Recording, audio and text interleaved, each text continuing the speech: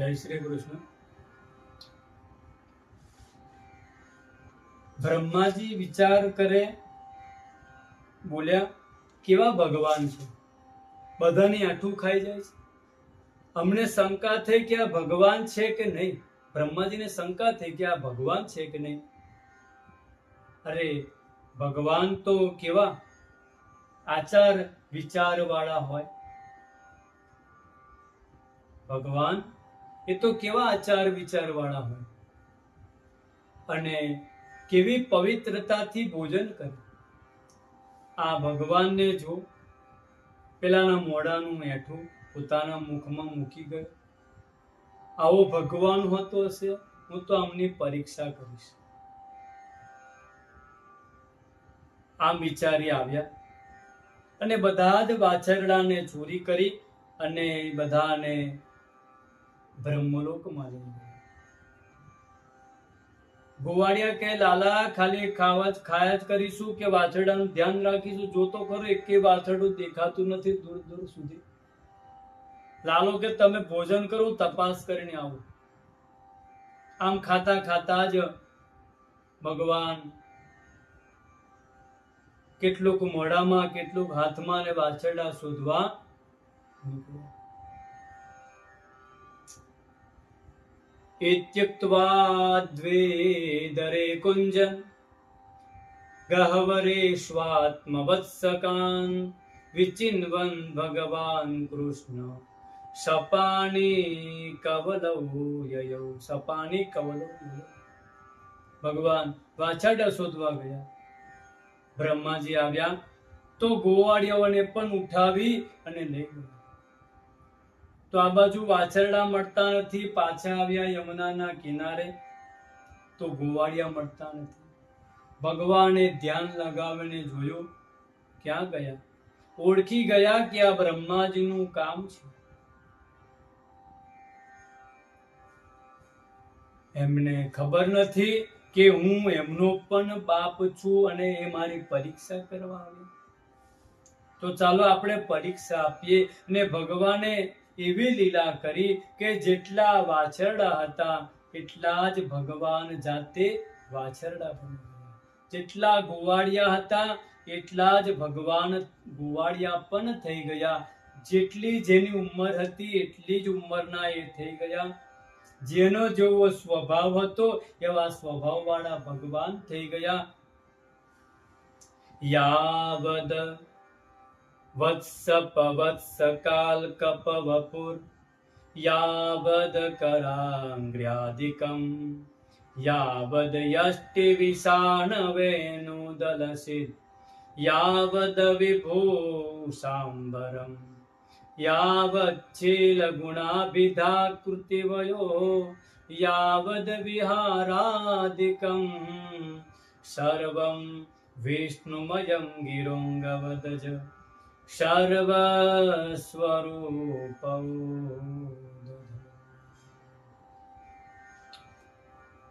સુખદેવજી કહે છે કે હે પરીક્ષિત, સર્વમ વિષ્ણુમયમ જગત, આ વચનને આજે ભગવાને ચરિતાર્થ કર્યું. ચરવાવાળા પણ ભગવાન અને ચરાવવા વાળા પણ ભગવાન. અંગૂઠા લગાવીને જોઈ લો તો અંગૂઠાની રેખાઓ પણ જેવી હતી એવી છે. આ લીલા ભગવાને એટલા માટે કરી. બ્રહ્માને પણ અભિમાન છે કે હું સૃષ્ટિનો સર્જક છું, હું સૃષ્ટિનો કર્તા છું. તો ભગવાન કહેવા માંગે છે કે જુઓ, તમારી સૃષ્ટિ પણ છે અને મારી પણ સૃષ્ટિ છે. મારી સૃષ્ટિમાં કેટલું અંતર છે એ બતાવી દો. ભગવાન કહે હું પણ સૃષ્ટિ કરું છું.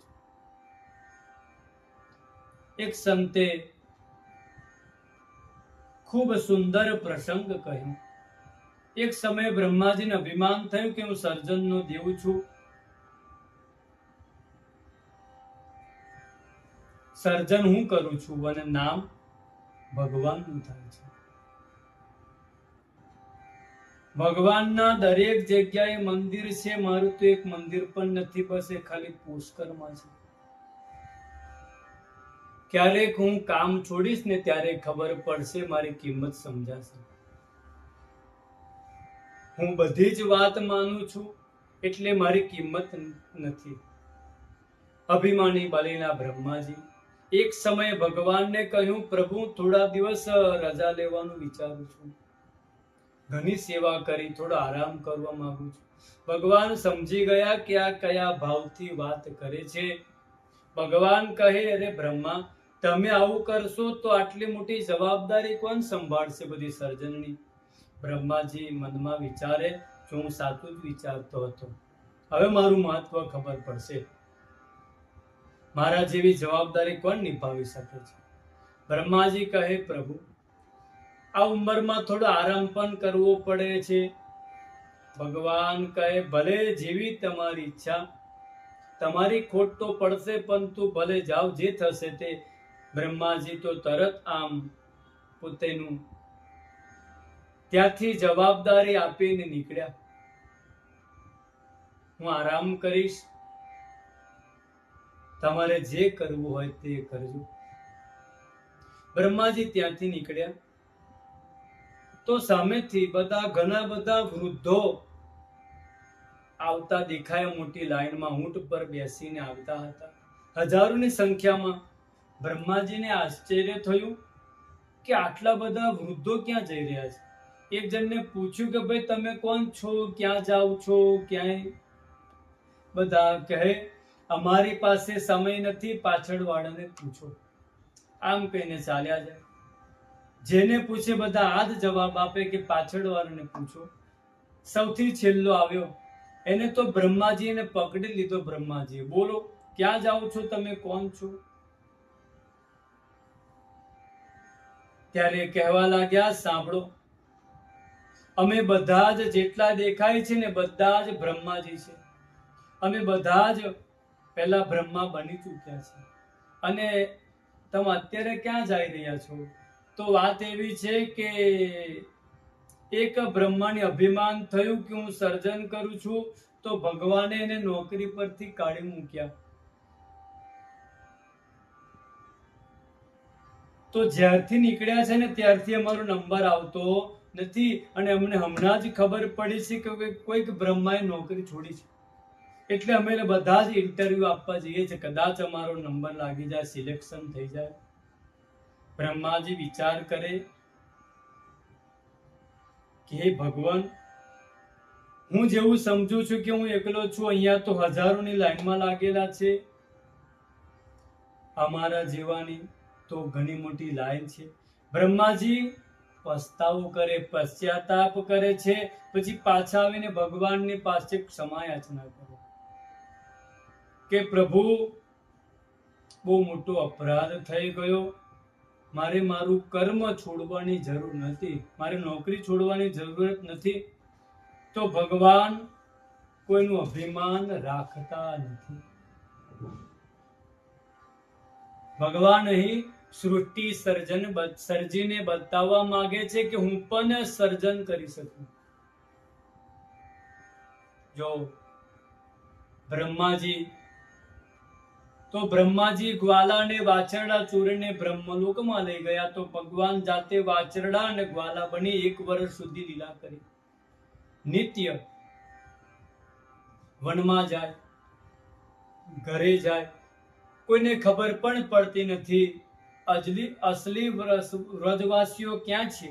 એક દિવસ જ્યારે બલરામજીએ જોયું કે ગોવર્ધનની શિખર ઉપર બધા વ્રજવાસીઓ ગાયો ચરાવતા, ત્યારે નાના ગ્વાલો વાછરડાને લઈને ત્યાં પહોંચ્યા.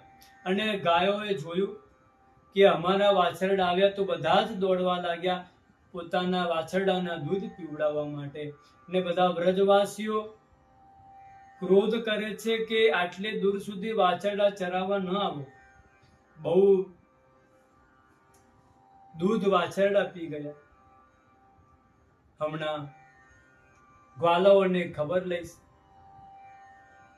આમ લાકડી લઈને દોડ્યા, ને જેવા નજીકથી બાળકો જોયા તો હૃદય લગાવ્યા અને પ્રેમ કરવા લાગ્યા. ત્યારે બલરામને ખબર પડી કે આ તો અલગ જ પ્રેમ દેખાય છે.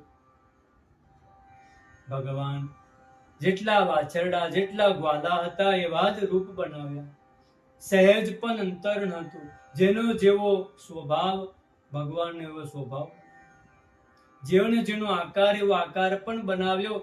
જેના શરીર પર જેવા કપડા એ કપડા પણ ભગવાન બન્યા. જેના હાથમાં જેવી લાકડી એવી લાકડી પણ ભગવાન બન્યા. સુખદેવજી કહે છે કે સર્વમ વિષ્ણુમયમ જગત.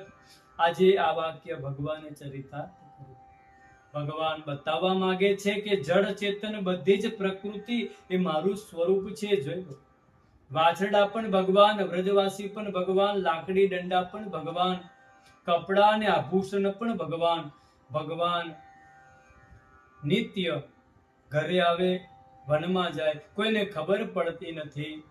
બ્રહ્માજી વિચાર કર્યો કે આજે જઈને જોઉં તો ખરું કૃષ્ણની શું હાલત છે. તો ભગવાનની હાલત જોવા માટે બ્રહ્માજી આવે અને શું થાય એ આપણે આગળ સમજીએ. જય શ્રી કૃષ્ણ.